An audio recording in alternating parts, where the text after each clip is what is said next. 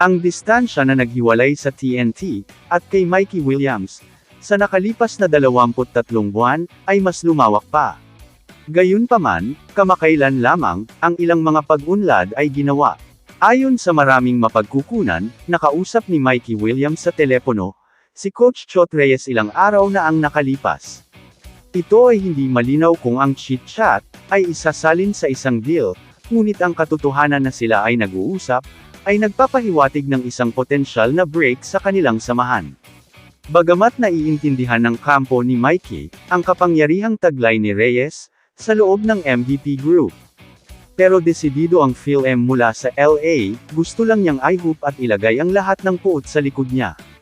Kung hindi pa rin matinag ang TNT, may isang kahilingan ng two-time PBA champ, at two-time Finals MVP camp.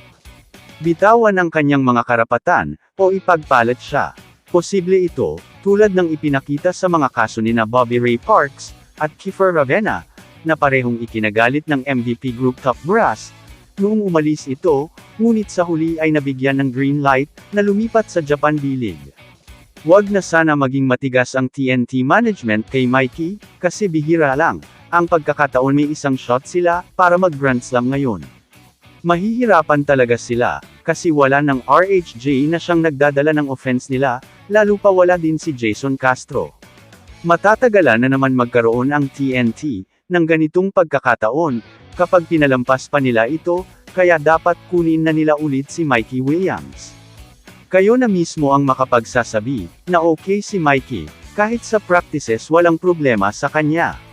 Nagkakaroon lang ng problema pag umuwi ng Amerika, at di na mock-contact, pero masipag ang tao, at sobrang laki ng ambag niya sa 2 championship ng TNT. Una sa Magnolia, na buong series walang nagawa ang Magnolia, at pinakitaan tayo ng mga NBA shot ni Mikey. Na ngayon lang natin nakita, sa isang local player. Pangalawa, siya ang unang dumurog sa puso ng Hinebra, dahil sa pamatay sunog niyang long 3-point shot, at nagpaulan ng 3 points noong game na yon. Hindi porket naka-back-to-back ang TNT, ay sila ang team to beat. Sa ngayon, makikita na mas malakas ang SMB, at Hinebra sa kanila, at pang number 3 lang ang TNT, sa power rankings ngayon All Filipino Cup. Tuldok. Kamusta mga idol? Sports Zone PH, para sa sports news and update. Kung bago ka pa lamang dito sa channel ko, pindutin mo na ang subscribe button at notification bell para lagi kang update sa mga sports news.